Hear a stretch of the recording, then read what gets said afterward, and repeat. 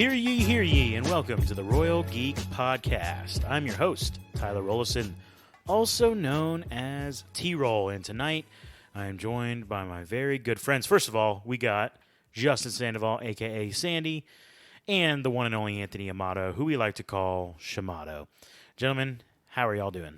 Yeah, man, busy week for sure. For sure. But all in all, I'm still excited that the Star Wars content's here. So Yeah, it's great to, have some awesome content flowing through. We got a nice little long weekend coming up, so, yeah. Yeah, we are here to review episode number 2 of... Oh, no, episode number 3. Yeah. Week 2, episode 3. If that's not confusing for you, it's okay. Buckle up. Of the Ahsoka series, this one was called Time to Fly. Yes. Before we get into the review, a little bit of business. Want to remind you to please subscribe to the podcast wherever you are listening.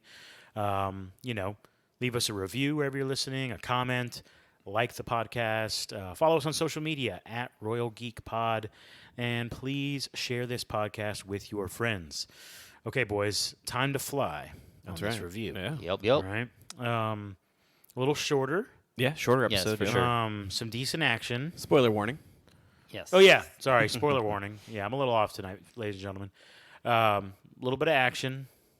Some training sequences. Yeah. Yes. There was a political senator meeting. And that's about it. So, anyways, boys, it was a good podcast. Good review. Yep. I will say, the plot didn't move forward too much. No. But I do feel as though we got some really good quality, we got training sequences, Yep. Very reminiscent to Luke and Obi-Wan. Yes, very much so. Yeah, and just Sabine training with Huyang, and then Ahsoka just going all out and pulling the visor out, and Yeah. and it was just. I was very in tune to that scene. That scene, I was all in on it. Even though, yes, we've seen it many times before, the training sequence. But I don't know. I was just really was in. I was hooked. I mean, I think it was a really good example of you getting to see the lineage of training that, and they've been underlying this in the first 3 episodes so far of the way it is passed down knowledge wise. With the Jedi and just from the master to the student relationship. And you're kind of seeing how even though, Ahsoka is technically 2 people separated from Obi-Wan, she still is training Sabine in the same way that her master's master taught another student, Yeah. So it's interesting you see that. You see these structures kind of there that are, have been around for thousands of years. And, you're getting these little, mentions and, you're being reminded of how old the Jedi Order is in this relationship. So you're seeing a lot of that kind of, the building of this, older world, maybe the Old Republic type of stuff that's coming up. Because although we know, a lot of people know about how old the Jedi Order is, I feel like sometimes we forget just how much there actually is. It's because of the scope of the Skywalker saga and because of the way that it's been built, that saga is kind of the tip of the iceberg type of situation for the Jedi Order. And there's all this content and lore that's underneath the water that has been largely not brought to the attention of the general Star Wars fan. So it's really interesting seeing them kind of making an effort to show how prevalent and how long the Jedi has actually been around. Yeah, and Huyang, he was talking to him, doing the training with the fake lights, whatever, right? The fake lightsabers, and then Ahsoka comes in, why don't we try this training? And they're she's not ready for it. So we saw the progression. We saw obviously Huyang would start with the younglings on certain exercises, and then they would graduate and go to a different one. And he was no, she's not ready yet. So he's still trying to stick to the plan, plan of training, but. Ahsoka comes in and she's got a whole different idea about it. So, yeah, training scenes were. I'm gonna try not to be too negative because I've had a long week. It just felt like rinse and repeat, Yeah. And it's one of these weird things where it's like I want Star Wars to do different things, but then when they do different things, you get The Last Jedi, So it's like, well, maybe they should just stick to what's worked at times. Yeah. Bread and butter. Yeah, right. Because like if you really go with what you're asking for, you might not like that even more. Yeah. You know what I mean? But again, like I said this last week, I feel like Ahsoka takes herself too seriously. You guys say it's just her being more wise than what she used to be. I feel like the Morgan Elsbeth. Elsberg. Elsbeth. Elsbeth. Mm-hmm. Told you guys last week I didn't care about her. Really didn't, yeah. Even more so, couldn't care. And like she was there for about 2 minutes. Yeah, well, and she was like belittling Shin. She's like, Yeah. "Oh, you couldn't do that." You're like, "Oh, they got by you." Like, Yeah, they I was both. like, They both tried to Although- humiliate each other. Yeah. I actually loved when Shin claps back. Yeah, clapped back at. That like, was her. good. That was really sassy. Yes, It that was was really phenomenal. sassy. Yeah. I love that little that was maybe my favorite part of the entire episode. Was her just She's like, "Congratulations, you failed," or whatever. Yes. yes. Congratulations, you almost. Yeah, that's right. You Yes. almost got him. Yeah. Yes. That's right. That's right. Which was great. I feel like this episode was, although like you said, it didn't necessarily move the plot along a whole lot. I feel like this episode was, they showed us a lot of doors for opportunities. They were this was a lot about setting things up. You saw so much, potential is what this episode was about. This is all about potential energy, not the kinetic energy of the series. So it was very interesting seeing all that kind of stuff kind of play out. Yeah, so I mean, what you're getting at with that is that they explained things that hadn't been explained before in the Star Wars universe, kind of like the whole other like the world between worlds. Like they kind of talked about how to jump from different galaxies and stuff like that. Like it hadn't been talked about before, and I really think that. This is some. I mean, they're coming to the Milky Way. What does that mean? Yeah, I mean, potentially, yeah. Why not? Right? Like they could be going to different worlds, like different. This is It about does say in a galaxy far, far away. Yeah. Yeah. We're about to see the MCU have that crossover. You want to get me in on something? There we go. Yeah, Patton Oswalt's right again. No. Yes. but yeah. So the potential's there for craziness to happen. Yes. But they didn't open the door. They showed you the door. Yes. Yeah. So I think that's gonna be cool to see when they do decide to It's dive good. into that. It's a good thought. Yeah.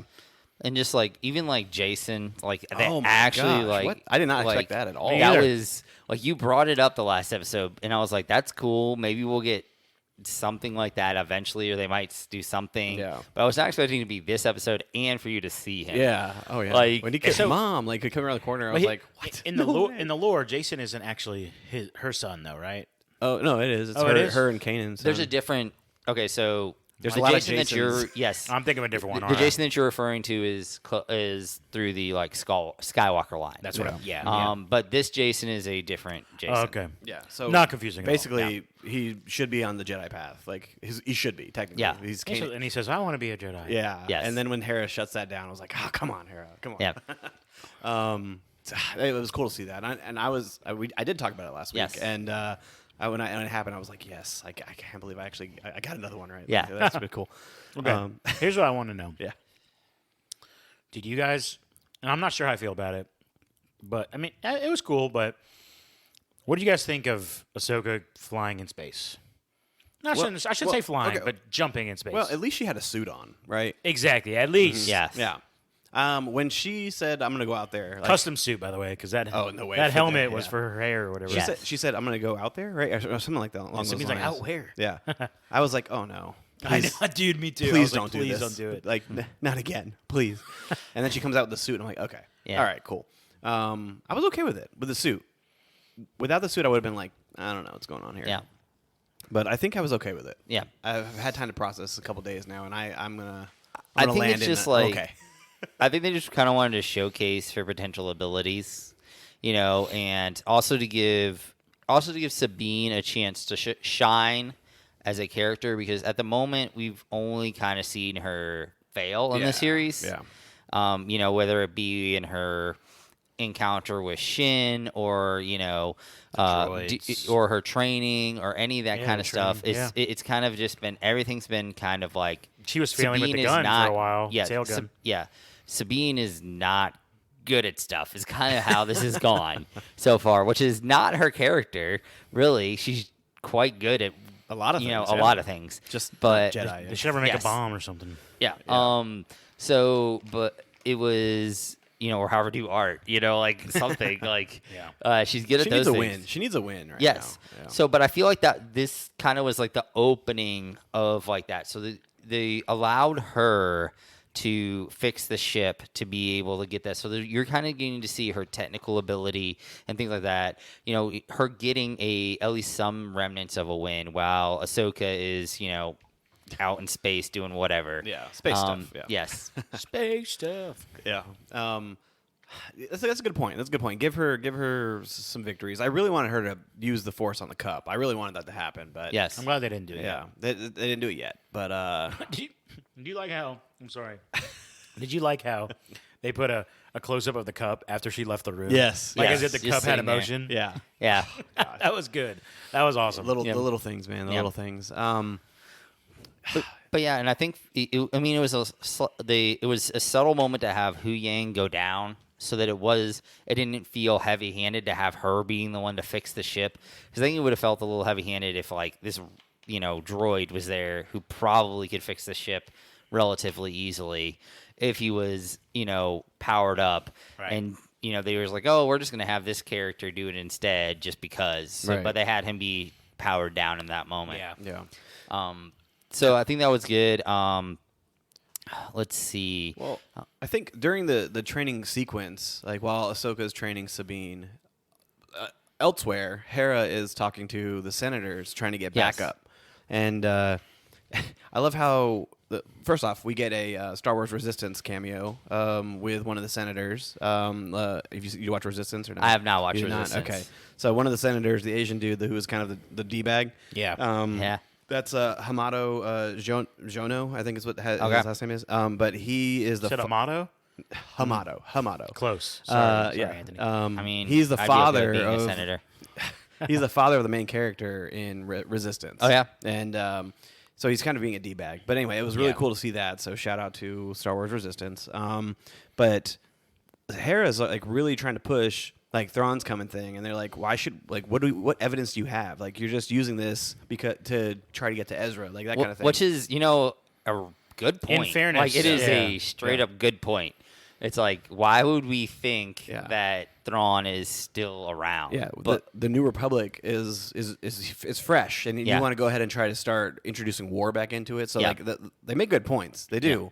They're little d-bags about it, but they still do. They made some good points. But although it is kind of reminiscent in my mind to like the Voldemort talk in Harry Potter, where they're kind of like scared of the idea of somebody coming So back. everyone's in So denial. even if there is someone saying, "Hey, we need to be aware of this," they're kind of purposefully like shading their eyes from those people talking because they don't want it to be if I true. don't see it, it doesn't exist. That Yes. kind of thing. It's funny to me, like in Andor, I don't remember the girl's name who was like sniffing out the early parts of the rebellion, but she's like, I think this Yeah. is a part of a larger thing, and nobody believed her. Yeah. And now on the flip side, in this Here show, it is. Yeah, Hera's like, I think this is Legit, legit. yeah. There's pointing to something bigger, and they're like, no, we don't think so. Yeah.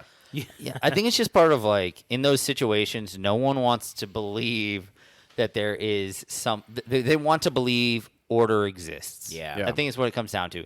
They don't want the person who brings chaos, the person who can overthrow something. They don't want to believe that they're actually there. They want their Right. victory to be a complete victory, Yes. where they don't have to worry Right. about an insurgence of Yeah. some sort. And But, they're scarred. They're scared. yeah. But obviously, we saw Mon Mothma again. Yes. She's back in the fold. Which, if you would have asked me, however many years ago, that Mon Mothma is going to be a big pivotal Yeah. point in Star Wars, then I would have been crazy. I feel like, but Yeah. but here she is, a big part in this whole New Republic Yeah. era that we're in right now. With Andor getting her time to shine in there, and then now she's dictating what Hera does, essentially, Yeah. right? Like, No, but Andor Andor happens like before this. Yes, it does, yeah, significantly. yeah, significally before this, yeah. Yeah. At least like 20 something years probably. at least. Yeah, it's Like, before may- episode 4. So. Yes. I learned that they apparently tell time in the Star Wars universe based off of, you know how in real life we do like BC, like before Christ. In the Star Wars universe, it's like essentially before the Death Star. Mm-hmm. It's called the man. The people listening are gonna be so mad when I mispronounce this. Like the Battle of Yavin or something like that. Yeah. So they do BOY or something like that. I don't know. But the time thing is all based on the Death Star or the Which one? the first one, I believe. See, even that, I don't know. Yeah. I can't really answer that because it's all confusing. Yeah. That's I was telling my mother-in-law when I was watching this, like, every time I watch one of these shows, I'm like, okay, What? when is this exactly? Like, all the time. Yeah. That's Don't even okay. don't even get me started on the Resistance timeline. Like that's just that more ties in with the sequel trilogy's timeline. So Yeah. like, we're talking about a span of like 80 years if you're going back from episode 4 to the start of episode 7. Like it's pretty vast. So It's all left up for interpretation. I mean, you're literally talking about, the age of, Anakin literally being like 5 years old to his grandson being like probably in his 70s. That's right. Yeah. You yeah. know, so you're talking about a long stretch of time. Yeah, that's right. Never thought about it like that. Yeah. yeah, there you go. Like, if you're really thinking about the whole Scott saga, yeah. Timeline's a little iffy there, but I'm glad they kind of found their sweet spot here with Filoni. He's Oh yeah, sure, for sure. With Filoni, absolutely. Yeah, he's kind of they're dealing here in this post Return of the Jedi world. The Filoni verse. Yeah, the Filoni verse. Yeah, man, this is we need Filoni just to take over. Like, Yeah. In Filoni, forget. trust. Filoni needs to be the Feige of Star Wars. He needs. To He be. does. Like He needs to run for president. he needs to- honestly, he might win because of the fan base. Like, Probably would. Yeah. Let's be real. Yeah, I'm trying to think. So we get the cool dogfight in the sky, like in the stars. It's Shin and Malik and a bunch Marak, I think. It's not Malik. Malik. I think it's Marak. Thought it was- Or It's Mollak is what it is, or Mallok. Don't ask me. There you go. But it was cool. Oh, Malok, right? I don't know. yeah, I mean, if that's whatever, how it is, actually, whatever, then yeah. whatever. So anyway, so then they have 2 fighters each to go with them, and then it's you know, just as soon as they're out there, like, oh, those other ones are gonna die. oh yeah, easily, yeah, Like, Especially because they were so droids. yeah. yeah, know, like- yeah, right. And then it's just Ahsoka and her ship versus all 6 of them, Yeah. and the spinning's cool. I'm not gonna lie, the spinning's Yeah, cool, it's cool. but I don't think it's necessarily like it shouldn't be as functional as it is. Dude, how many blasters? Like, Can they take right? yeah, Yeah. Or how many times can the other people miss? You know Yeah. what I'm saying? Like, it was just okay, Marak. Yeah, you're Yep. right. Marak.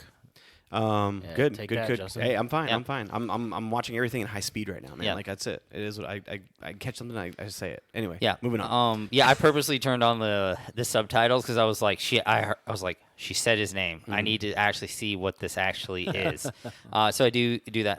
I always do find it weird though. Like you were saying with the ships, when they have all this like this movement, which always looks cool, but in my mind, I always think like practically, How like functional can it yes, actually be? like how functional and how like okay, so when you're thinking about machines, you want things to be the simpler the better, especially when you're talking about space. Like when you're in space, there is like everything is magnified in how catastrophe can affect it. You know, so like the smallest amount of something not working is, akin to death, you know, in space. So you want your things to be simple. So like adding all these extra like movements, which are, cool and, stuff like that. But it is a little like, okay, but would this actually be able to function? And then you also have to be like, well, this is a fictional universe. So you gotta pull yourself out of that just a little bit. Right, yeah. You know, dive they're too much in the literally- weeds there. Yeah. Yes. You gotta be careful. But I did enjoy that scene. Like that scene, it visually appealing. Like, Yes. And honestly, I think the CGI was spot on again, man. I have yet to have a problem with any of the CGI in the series. Even when she was in space, jumping off the ships and stuff, Yeah. like it was still on point. Yep. So, yeah. I mean, even though it was quite, it looked strange, her in the suit, but it was. She's like, it you was got to fine. come catch me now. Oh yeah, come yeah. get me now. Which I would have been fine with her, like using the force and pulling herself to the ship. I would have been fine with that.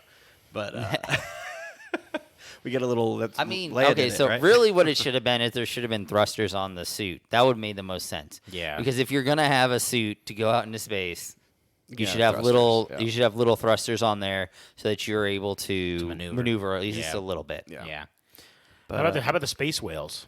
yeah, Yes. What they're called? man. Purgle. Yeah. Burgles. Yes, Purgles. purgles. Purgles. Yeah. They're actually they of course we saw them at the end of They were in Mandalorian. Yes, in Mandalorian. Episode 1, actually. Yes. Yeah. But yes, so you saw them when they were Grogu's going watching them as as they're going are in through hyperspeed. Oh, wow. hyperspeed. You can actually see them a little bit, and they are also in Rebels. Right, So yeah. So these things can travel at hyperspeed? Yeah, they travel the stream. yes, Yeah. So it's interesting that we actually see them on this planet. Yes. Like that they are close to during this hyper ring is close to. Yeah. And I believe is it Sabine or Ahsoka talking about if we can like focus on their migrational paths through the galaxy, like we might be able to figure out. yeah. That's, I believe they bring up at one point that that's literally how the Jedi would travel between, because they use these animals' migration patterns to essentially they were using like the natural movement of space. These animals were to make their migration easier. So the Jedi basically just saw this and were able to piggyback onto that, kind of like, if you were to follow like the jet stream of a certain animal in an ocean, like you're like, oh well, this makes it easier if, getting real simplified if you go back to like Finding Nemo, like when you have the turtles, they use that as a way to conserve energy to make it easier to cross Travel, and even in the early like 1700s and things like that, the shipping lanes were lots of times based off of like this stream so that you cut down on the time of travel. So so that would help out, and it's just basically the same thing that they're kind of extrapolating out into space. Yeah. And that explanation, I mean, it goes a little bit further, knowing how Ezra and Thrawn, like what happened with them, like because Ezra literally is traveling on them after Thrawn, like through whatever. Where I don't even know, I still don't know how to explain it, but this could lead to finding Ezra. The hyper ring is built, and what I can see happening right now is Elsbeth. Right, I can see her, them going with the hyper ring, and then the Ahsoka not being able to catch them in time. So then they got to hitch a ride on the Purgles, and they'll go follow them after them, and then that's how we get to Thrawn / Ezra. Yeah, is that way. So and then kind of an episode of 2 of trying to trap them on the other side, maybe. Yeah. Well, okay, so maybe that's interesting. Actually, We haven't gotten a side mission yet, so there's gonna be something. Well, I mean, I think it will be interesting to see how much time do they spend on that planet. Like, will we get an entire episode of them being basically hunted down, or are they or are they going to be able to get off of the planet at some point and be able to like how quickly are they going to get off this planet? Is kind of what I'm thinking. Well, about. the way they end the episode with the droids going to go hunt, it sounds like it's going to be like a cat and mouse game on the planet for a little bit. But so this being episode 3, it kind of has me in that mindset of, will we only see Thrawn in the penultimate and the finale? Like, is this a possibility now? Like, more likely. You're forecasting. I know. Yeah. I don't know. I'm still enjoying the story. I mean, granted, yes, this one didn't go too much in the plot, but what they're doing is quality. Like, I'm not hating it, and I mean, dare I say, like Star Wars might be peak right now. Like, it could be like Andor was next level. They found a way to do so far streaming television correctly. Yes, I agree. And Iger needs to sit down Star Wars twiddle your thumbs. And the MCU right now and be like, hey, you two need to talk because the MCU is lagging in that category right now. Right. But the Star Wars is just like, I don't know if it's just they have the right people or they have the right, timeline set up right now, or maybe it's because they're not trying to mix together movies and TV shows as much as the MCU is right now, but they have a timeline right now. Yeah, they and by the haven't way, at all, yeah, right? yeah, because like it's kind of just been allowing them to kind of do things on their own right now. yeah. You know, whereas the MCU is trying to like weave all this stuff together. But whatever it may be, like right now, Star Wars content is elite. It's awesome. All 3 seasons of Mandalorian have been, either between good and great. Even Book of Boba Fett, which is kind of like the ugly, like You take away the biker gang episode, and I think you're talking about it being a top tier. Yeah, well, the only other thing that I would show out is kind of like Boba Fett kind of like got relegated to like a secondary character in his own TV show.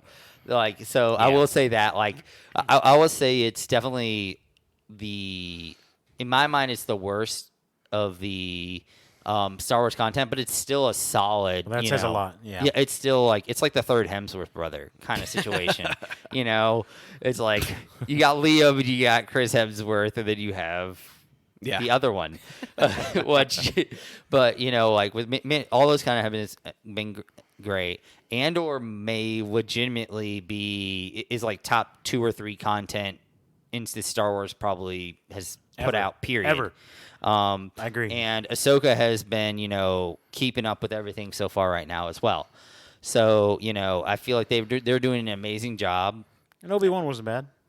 Oh, yeah. Obi-Wan was, probably right there about maybe a notch below Ahsoka in my mind right now, but still, like, pretty solid. Yeah. Yeah, so I mean, I honestly think that we're in a good spot with Star Wars. Yeah, totally. Yeah. I agree. Even though I was talking to somebody earlier this week, and they were like, "I'm just done with Star Wars." I'm like, Why? You've jumped off. Was it a Star Wars fan? I mean, they're casual fan. All right, well, I wouldn't worry about Yeah, that. and I was Okay. like, I said, I need to walk away from you right now because they're close to being peak. Like, Well, what was their content? What was the last content they watched? If they said The Last Jedi, then their opinion does not matter right now.